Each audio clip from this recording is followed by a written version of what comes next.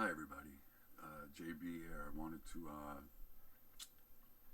say thank you because something stunning has happened that I just don't even know how to really get into it in great detail. But for some reason, what started as a simple way for me to share this music and my struggles with it, because again, I'm not a professional musician. I do this for my family, my friends, the people who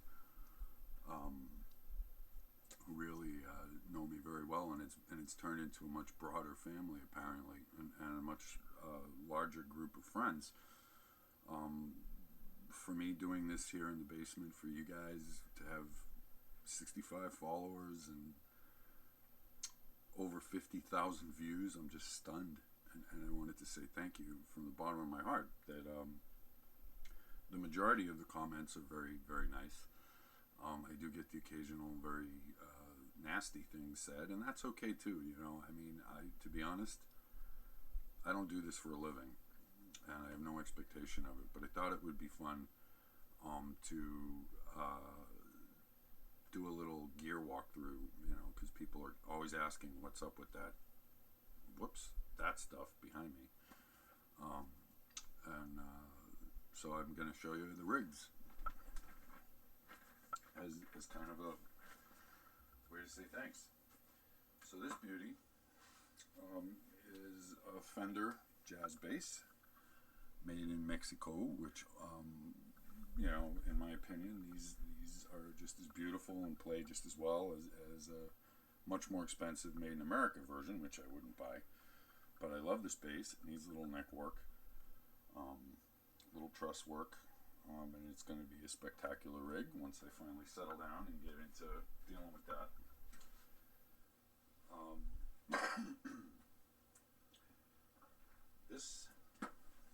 This baby right here is a beautiful guitar. This is another made in Mexico Fender, but this is what we call PJ.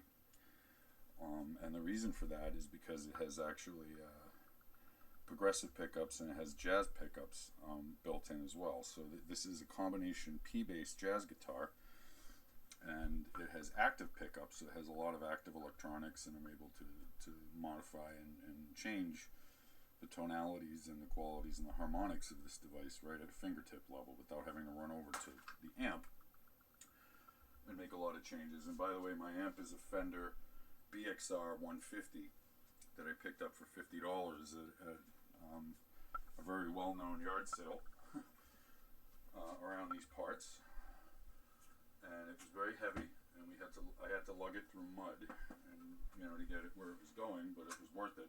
And it turns out it's in spectacular condition. So this one you probably see me play a lot. This was one of the first purchases I made, and this is a Squier PJ. It's another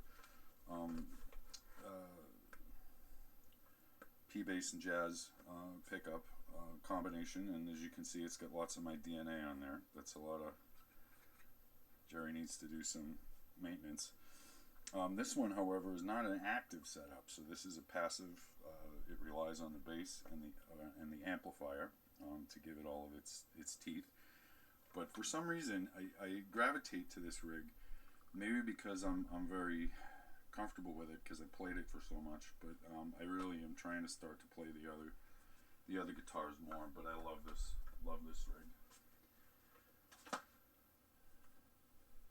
This was the first actual Fender that I went out and bought, and this I picked up.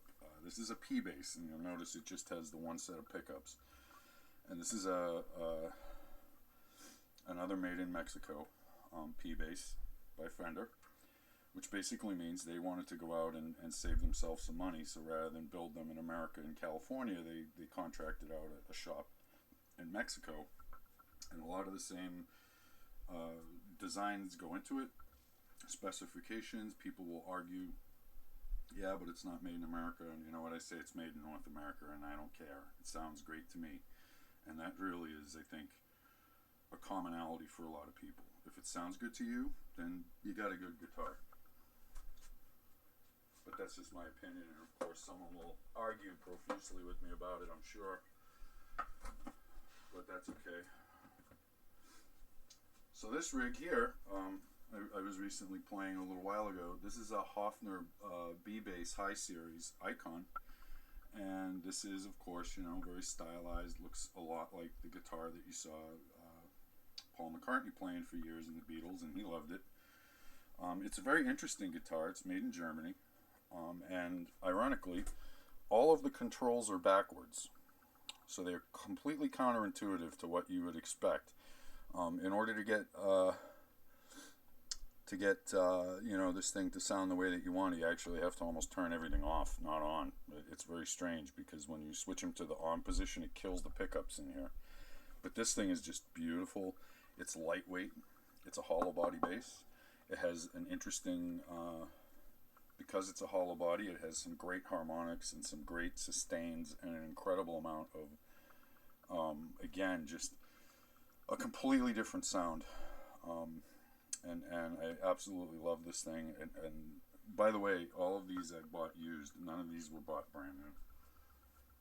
And I've been very lucky as a result that I bought them. They've come from all over the country. In some cases, now this beast is a crazy guitar. This is another active pickup setup. This is a P-Bass from LTD. And the reason I got it is I just absolutely love the shape. It's just that classic, iconic war axe. It's heavy as hell, though. This thing really is something else to wear around your neck while you're playing. But I went ahead and gave it a little bit more style. I threw these skull control knobs on it. And, you know, this one needs a little bit of work as well. But that's primarily the rig rundown. I also do have